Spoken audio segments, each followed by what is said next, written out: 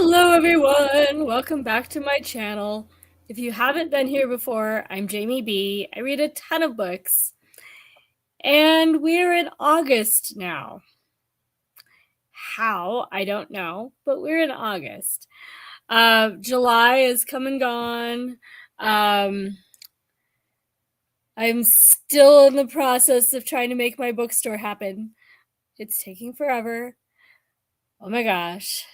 In the meantime, I'm still reading, and I'm volunteering in a uh, disaster assistance center for evacuees from our local fire that is, if not out, at least in the mop up and basically out stage at the moment. So now they're just dealing with the flash flooding and all that fun stuff. Yeah, so I've been volunteering, so I've been very busy, um, which has kept me a little bit sane, while trying to figure out how to get this bookstore up off the ground. Oh my goodness. It shouldn't be this hard. Well, anything involving funding, I guess it can be that hard.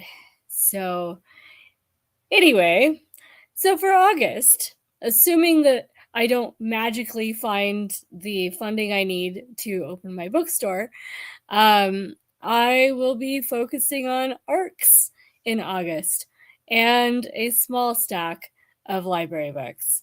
I'm actually returning most of my library books tomorrow, and I'm only retaining a short stack. That I will hopefully read in the next week and then turn in a week from tomorrow, because we're still doing our stitching club on Sundays, the first 3 Sundays of every month. And we do that so far at the main library. So I can turn them in when I'm there for stitching.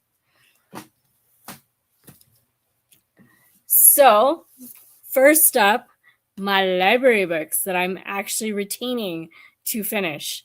I'm turning in most of my library books because I'm serious about wanting to not be here, and I want to be in my bookstore as soon as I can figure out funding. And that's the thing holding me back. The building I want is even back on the market. Maybe that's a bad sign. It keeps being pulled off the listings and then put back again. Maybe that means there's something wrong with it. Maybe that means that I'm supposed to have the building and I just need to find the funding. Could go either way. Could just be totally random, but it's interesting.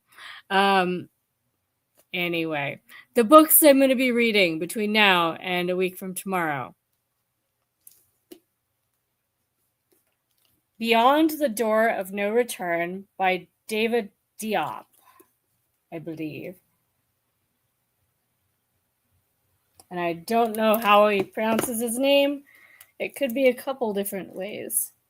Set in Paris, 1806, the renowned botanist Michael Addison lies on his deathbed, the great work to which he dedicated his life still incomplete. As he loses consciousness, the last word to escape his lips is a woman's name, Meram. The key to this mysterious woman's identity is Addison's unpublished memoir, concealed in a secret compartment in a chest of drawers, of the years he spent in Senegal. So, interesting. So we're going to try and find this mysterious woman. And beyond that, I will find out when I read it. It's not very long. That's kind of the common theme to all the ones that I'm keeping to read over the next week. We have How to Order the Universe by Maria Jose Ferrada. This one is hardback, but it's got a matte finish. It reminds me of some of the school library editions, but this is from the public library. And I don't know, I like the feel of these books. I don't know much about it either. It's not very big. Not only is it not very big, there's a lot of white margins on the pages. So this one I could finish probably in an afternoon. I might have to try that.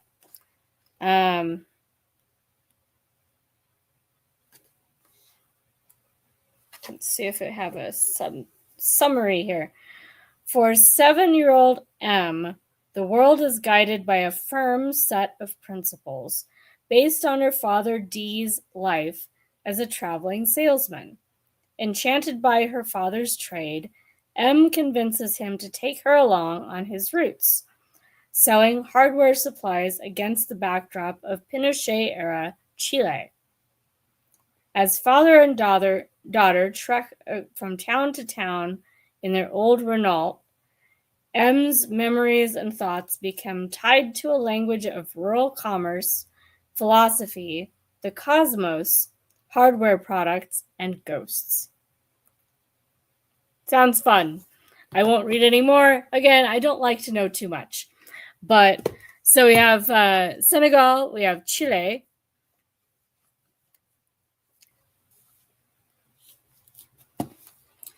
All right, next up, we have Heaven by Mieko Kawakami. Has no summary on the back, no summary on the front flap or the back flap.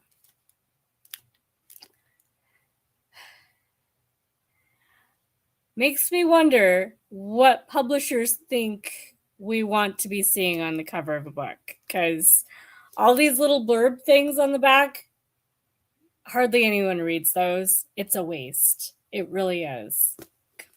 We do get the usual commentary from other people about the book, or at least about the author. Haruki Murakami weighs in on the first time that they read Mieko Kawakami, which is great. It doesn't mean that they read this book, but still great. We know that somebody from LitHub weighed in, maybe not that about this book. Still doesn't sound like they necessarily read this one. We know that Katie Kitamura weighs in. Still maybe not about this book. The New Yorker weighs in about this book, maybe. Still doesn't actually sound like this book, though. Somebody from the Atlantic actually does give 4 words, maybe about this book. You get the point.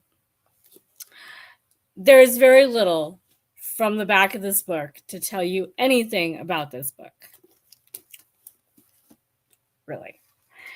So, front flap, we have an international sensation and Mieko Kawakami's first novel to be published in English, Breasts and Eggs, not this book, was a striking exploration of working women's daily lives in Japan. Here, in Heaven, finally talking about this book, this singular author turns her piercing gaze to the experience of a teenage boy tormented by his schoolmates. Yay! We know something about this book. Kawakami is a writer who doesn't shy away from hard truths and painful experiences, says Japan Times. Told simply and directly, but containing astonishing emotional depth, Heaven explores the meaning and experience of violence and the consolations of friendship. Bullied because of his lazy eye, Kawakami's protagonist suffers in silence. His only respite comes from his friendship with a girl who is also the victim of bullying. But what is the nature of friendship if your shared bond is terror? Okay, so there we go. We finally get, what is this book? Buried in the middle of stuff on the front flap that isn't actually a summary. Oh my goodness. Unflinching yet tender, sharply observed, intimate and multi-layered, Heaven is yet another dazzling testament to Kawakami's uncontainable talent. A frank and brilliantly evocative writer who is ceaselessly growing and evolving. According to Haruki Murakami, Kawakami is, for The Economist, Japan's brightest new literary star.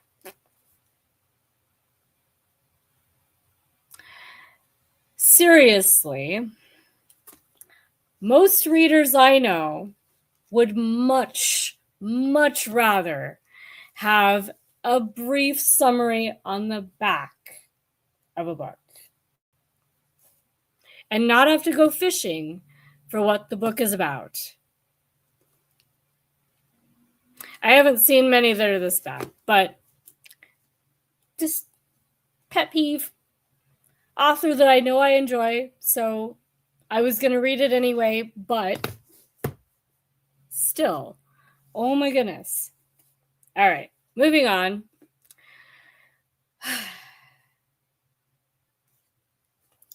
Next up, we have Wandering Souls by Cecile Pin.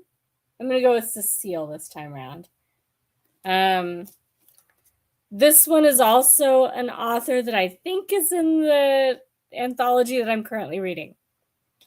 So this also might be in my Herkid plans, along with Heaven by Mieko Kawakami, because both of these authors, I think, are in that same collection.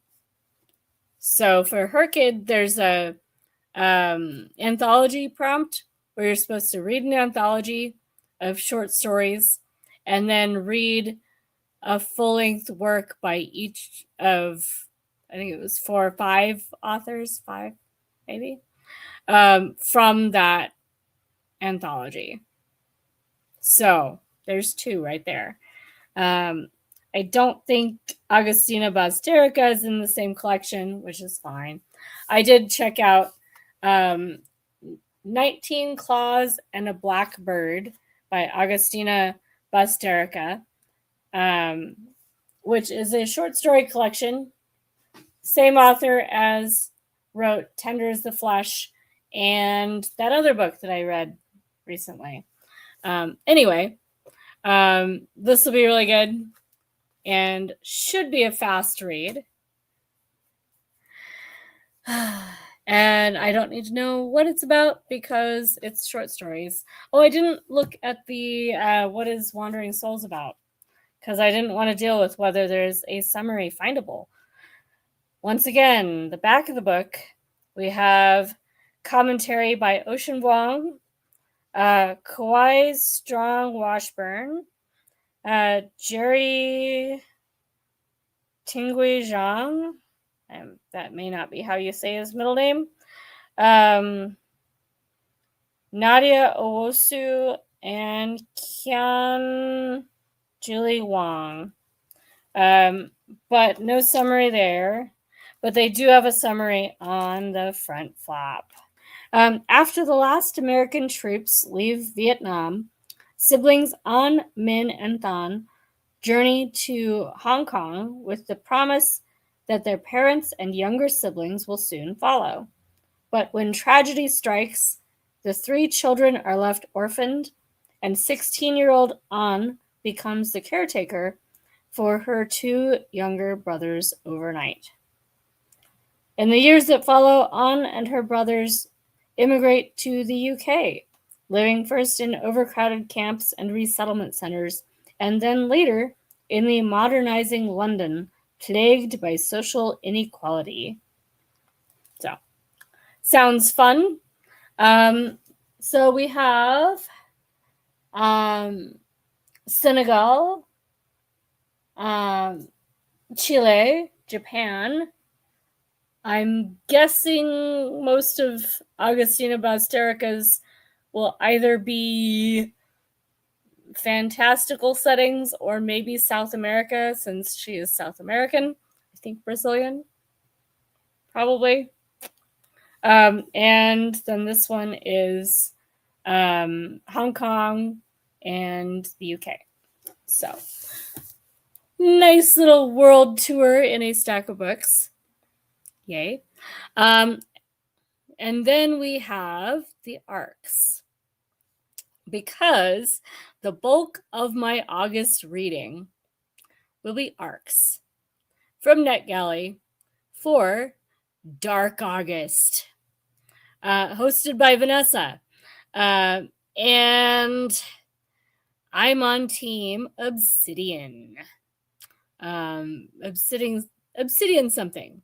I haven't really gotten all the jargon down exactly. I've been distracted. But I know I'm in the Obsidian team with Allie and Atia as the team leaders. And they chose their bonus prompts to be books that are middle grade or anthologies. And apparently that wasn't super popular. So it's not a very big team. But that's okay, because a couple months ago, we did this readathon called Gay Shit. And in that readathon, we had a team, the red team, in which I was in the same group with a certain reader named Molly. And everybody was getting all worried and upset because with the two of us on the same team, our team was so far ahead of everybody else that it wasn't even fair. It was very sad. So I actually spent the last part of Gay Shit bouncing around to the lowest scoring teams to help them at least kind of catch up. Yeah. So fast forward to August, and Molly and I are on the same team. So it's the smallest team, I think, still, and not expected to win, but we're gonna win. It'll be fun. Yeah. So I know we might not. This is a readathon where you can attack other teams, and I'm sure there will be some of that going on. But yeah, it should be fun.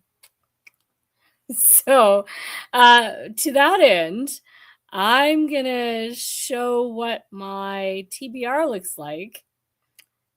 TBR in quotes, because there's a lot of ARCs in my collection. So let me pull that up.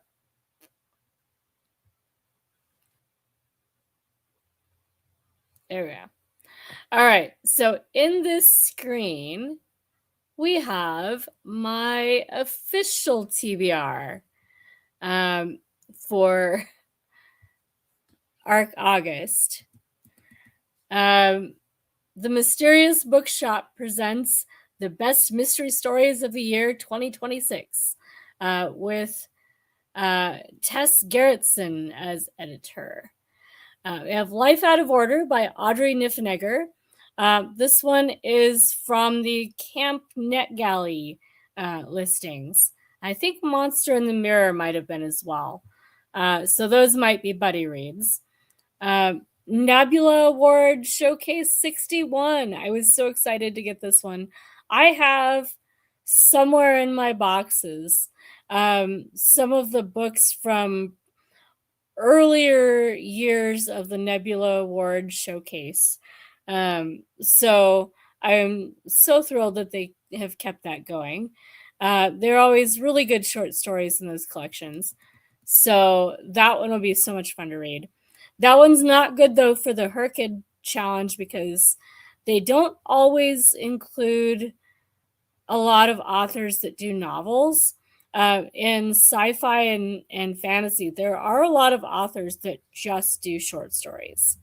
So it's a little tricky finding enough authors with novels from those collections to actually do the Herkid prompt. Still will be fun.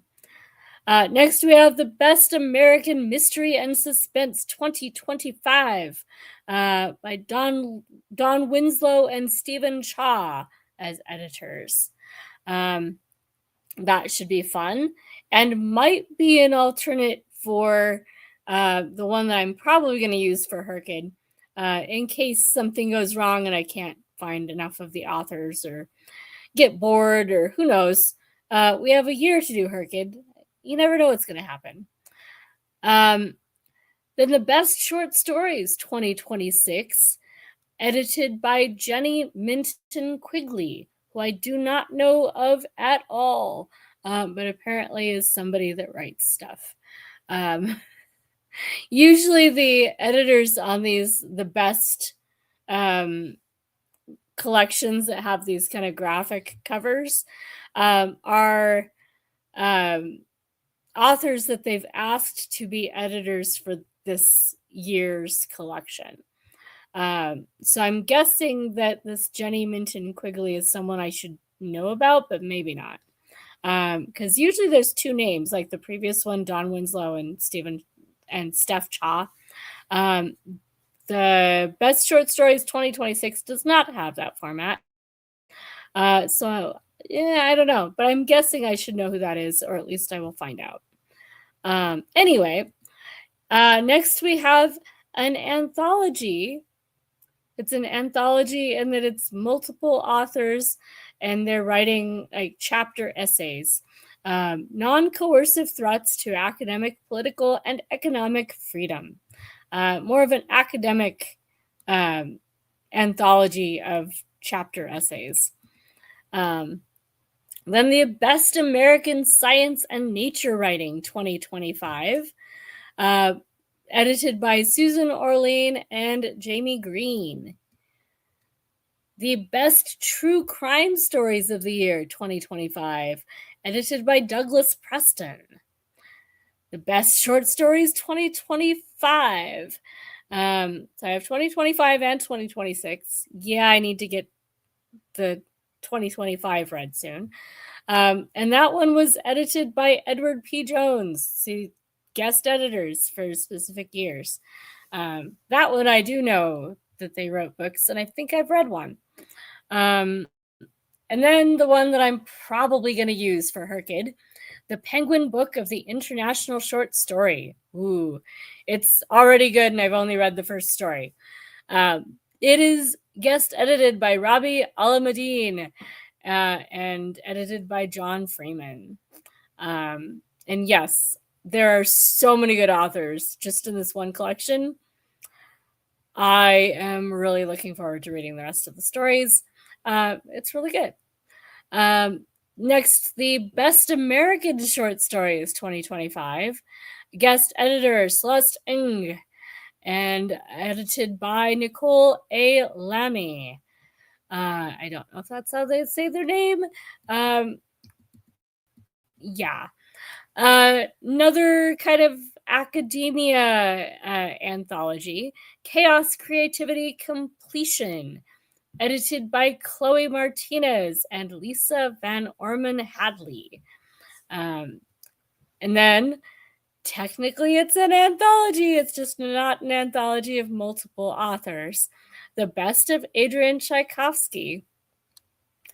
Bunch of short stories by Adrian Tchaikovsky. I've been thrilled that I keep getting approved for Tchaikovsky's books because I've really been enjoying them. It makes kind of a fun change of pace to go from a bunch of arcs that I've never heard of the author before, and I'm kind of taking a risk. And then I can take a break from those to read another Adrian Tchaikovsky, and it's still reading arcs. It's great. So yes, thank you to the publisher, S in parentheses. I think they're all the same publisher, but I don't know, for keeping me in the loop with those arcs, because yeah, they are nice to come across in my collection. And it's not at all an accident that I've finished a lot of them, even if they're not as old as some of the others, just because, yeah, they're really good. Anyway, the collected stories, not short stories, but they are short. The collected stories of Catherine Mansfield. I've read maybe 2 stories by Catherine Mansfield in other collections. So that one will be interesting to see what her range is. And then I have a few things that are not anthologies that kind of go with the Booker Prize speculation that everybody was doing a couple weeks ago. And a lot of the books that people suggested might be Booker nominees. Um, so I included a lot of them in the books I was going to try and get to soon. So we have The First House by Avni Doshi, Prairie Oyster by Sophie Robinson, Sunrise by Thea Obrecht, Death by Misadventure by Jane Bitomsky, which is not one from the Booker, but is one for Herkut. And I managed to get all of the non-anthologies so far worked into Herkut prompts. So I'm also making progress. Three Daughters of Anam was suggested by somebody and is also something I needed for a Herkut prompt. The relative words, so daughters, mothers, etc., which is also what Chinese Parents Don't Say I Love You is for, by Candace Chung. And The Quiet Resurrection of Sister Evelina Livingston. So that prompt is moving along nicely when I finish them. I also did finish The Quiet Mother by Arnoldur Indridason. So I have Mother already checked off for that prompt. A Sword of Gold and Ruin. I'm not sure if I want gold to be a color or an element. It works for either one for Herkut, by Anna Smith Spark. Ghost Cities by Xiang Lu was suggested for Booker and works for a prompt in Herkut. Day by Adwij Dantikat also was suggested for Booker and works for several prompts. One of them being the anthology prompt, because Adwij Dantikat did do a short story that's in that international short story collection. So I might use it for that instead. Then we have Switzy by Emma Klein, which is probably going to be the first of these non-anthologies that I finish, because I did start it yesterday. Just barely, but it is good so far. It hasn't really hooked me yet, though, and I've read about 4 pages. So I know, early days, but it's not quite there yet. The Unrepentant by Sharmini Aphrodite is not an anthology. It is a short story collection, though. And it works for a prompt for Herkut. I think this might be a cover type that I want it for. The Scent of Oranges might be for food on the cover. I'm not really sure on that one, what I was going to use it for. It might be for an author name where their last name is a first name. That one works for several things. Mistranslation by Madeline Moss. Definitely cover type for Herkut. Francois He and the River of Spices by Peter Sahui. For a title with first and last name in the title.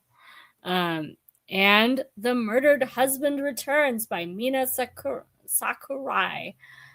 This one for family words, husband. So that's my TBR.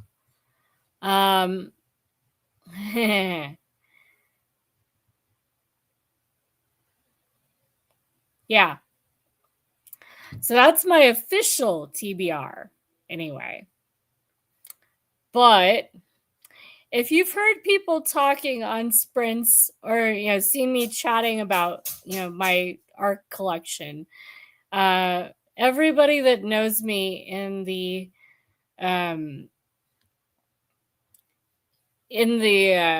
sprints community that I hang out in, everybody kind of knows that I'm a collector of arcs. To put it nicely, I read a lot. So if I really just focus on arcs, I could finish all of my arcs in probably about a year.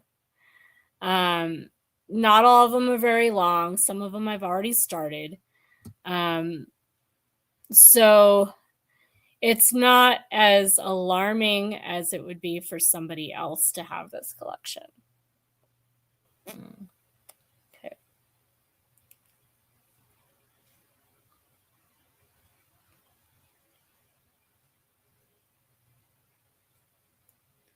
All right. So, if you've heard people talking about my collection of ARCs and you were curious about what this looks like, I'm not going to show all the pages because that would be ridiculous. You can see I'm reading the Penguin Book of the International Short Story right now. Well, not right now, but now.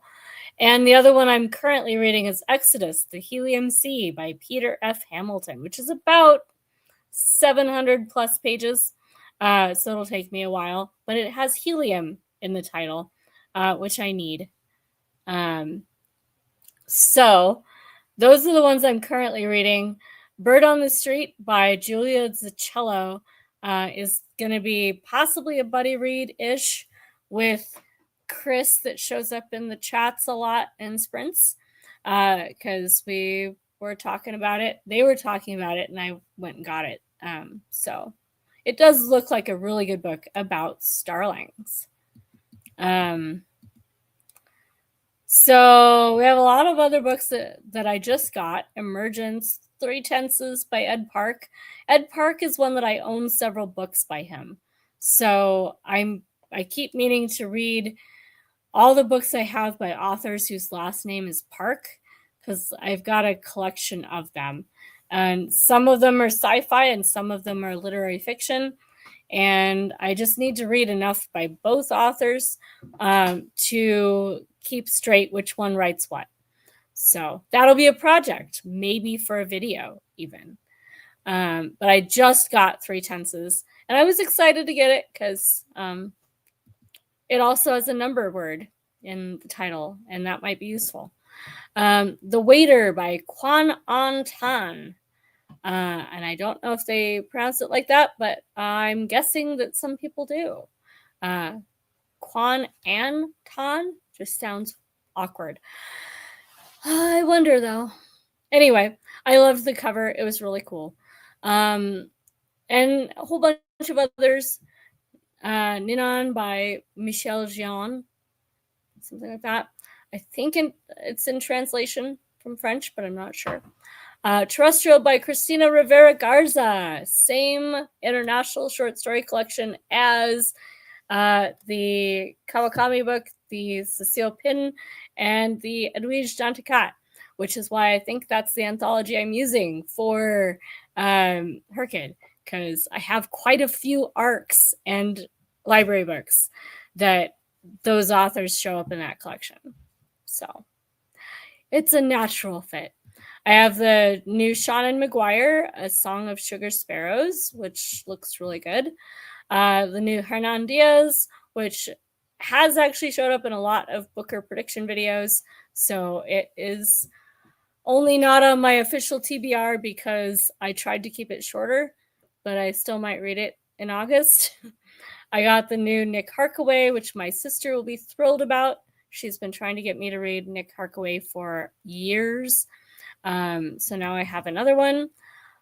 I don't remember offhand what the book was, but I read the last arc by Satu Remo.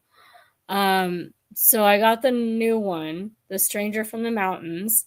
I think it was Murder Mysteries, and I think it might be Icelandic and might involve First Nations people, but I'm not absolutely certain.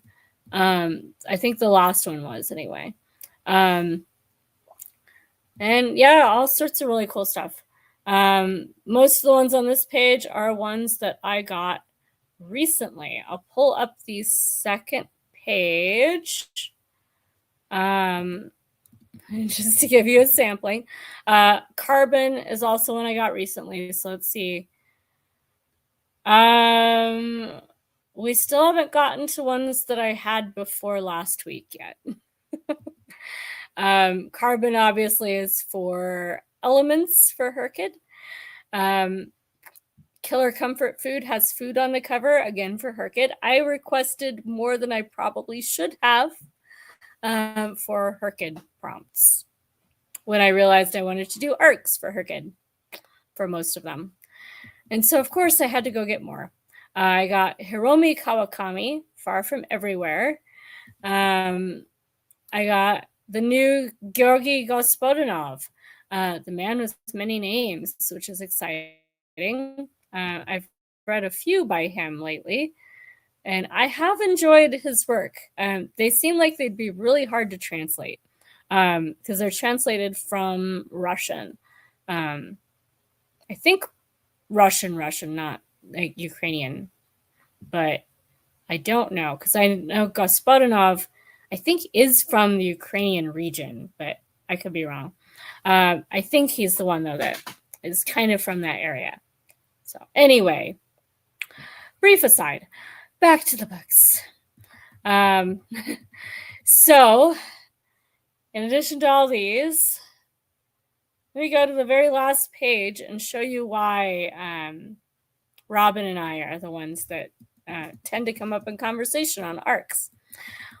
We are on page 39 to get to the last page of my ARC collection. 38 is the last full page. And you can see it's a little bit longer. There are 20 ARCs per page. So that gives you a pretty good idea of how many ARCs there are in this collection. And why it was so upsetting when briefly I lost access to my collection. That was painful. And I'm so glad they're back. So the long and the short of it is that while I have a short list of ARCs that I'm going to try to get to in August for ARC August, I'm going to follow the prompts, and that may lead to other ARCs that I haven't mentioned yet. And oh yeah, also anything that I have as an ARC in my NetGalley collection is available for my TBR because I need to read all of them. So if one of them strikes my fancy and I haven't started it yet, I might as well because they all need to be read. And at this point, whichever one I read is one more that I don't have to read later. So yeah. And I'm not super worried about it. I do not actually feel uncomfortable having a lot of unread books, ARCs or otherwise. I like to have the possibilities, and I really am on schedule still to read 500 books this year. So for that scale of reading, and I feel like I'm barely reading, and I'm still doing enough reading to actually keep on track for that goal. Yeah, my art collection is not a problem. Some of them are actually crochet books rather than reading books. Some are poetry, and a couple of my newest ones are middle grade. So, yeah, they're not all super long. A lot of them are novellas. I just always forget which ones they are. So I'm always happily surprised when I open them up and they're short. Because I never actually think to put them in a folder or anything for being novellas. That would be the smart thing to do. Anyway, so yeah, let me know if you are doing ARC August. Are you on my team? If not, what team are you on? And did you notice any ARCs that we have in common that you might like to buddy read with me? I love buddy reads. I may be really bad at reading at the same pace as other people, but if it's something where there's just like a thread that you just chime in when you get to it and you like try and read it in the same week or the same part of the month, those I can do. And then I can talk about a book that I'm reading with somebody else who's actually read it or is going to read it or, somewhere like that, which is kind of fun actually, because when you're reading ARCs, the people you know in real life may not have access to it. So you can't really talk about it with them because they don't have it. And they might not want spoilers. So, yeah. So it's really nice to be able to buddy read arcs with other people, because it's nice to bounce ideas off people. And sometimes you get those arcs that are just totally bonkers, and you want to know, is it me, or is it the book, or is it something else? And yeah, I've had some of those. I think most of my arcs are really good. I've gotten better and better and better at picking arcs that I will at least give a 3-star to, and probably 4 stars or higher. It is increasingly rare that I pick arcs that are actually bad for me. There still might be ones that are bad because they needed much better editing than they got. That still happens no matter what. But it's not my not knowing my taste. It's just they needed to do some work.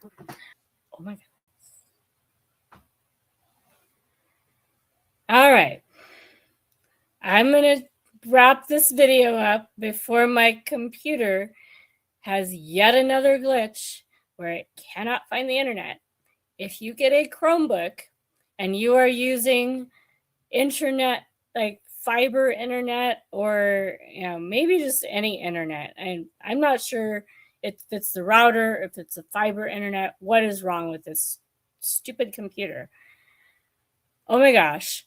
Apparently, Chromebooks have gotten so dumb that they cannot figure out that there is internet there to be connected to unless you manually reconnect them sometimes every couple minutes, sometimes every couple hours. It depends. Apparently, if your internet switches between two frequencies, Chromebooks can't figure that out anymore. And so it just disconnects and can't figure out that there's internet, even though when you turn it off and back on again, it finds it just fine. This seems like something that they should have figured out how to tell the computer to do basically what I just did, turning it off and turning it back on again, without me having to manually do that to find the internet. Like if it's there, if it can be found when I turn off the internet and back on again, like turning the slider on the computer itself, it should be able to do that without my help. Yeah. But apparently Chromebooks have been inshitified to such an extent that this is something that is beyond the capability of my nifty new little Chromebook. So it's pretty, but I will be so glad when I can afford to get something better than a Chromebook, because no, Chromebooks are not cutting edge. They're really, really dumb. Anyway,